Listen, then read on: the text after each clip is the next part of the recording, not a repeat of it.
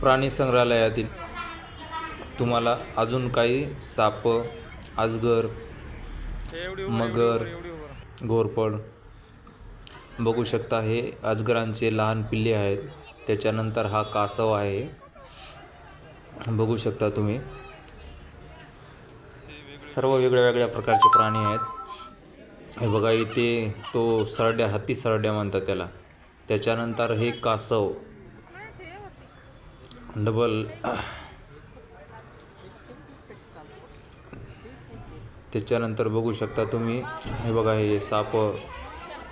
सगळं वन्य प्राणी इथं, सगळ्या प्रकारचे प्राणी राजीव गांधी प्राणी संग्रहालयामध्ये पाहायला भेटेल.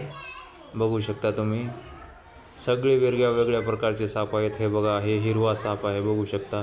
त्याच्या बाजूला हत्ती सरड्या आहे, बघू शकता तुम्ही.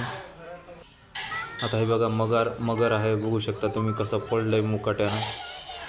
प्राणी संग्रहालयामध्ये बघू शकता. साप तर इतक्या प्रकारचे आहेत की सांगायचं कामच नाही. सर्व वेगळ्या वेगळ्या प्रकारचे साप आहेत या प्राणी संग्रहालयामध्ये.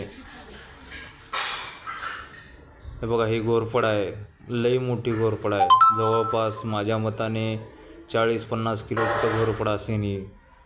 प्राणी संग्रहालयामध्ये ठेवलेली आहे, बघू शकता. लई मोठी घोरपड आहे, बघू शकता घोरपड.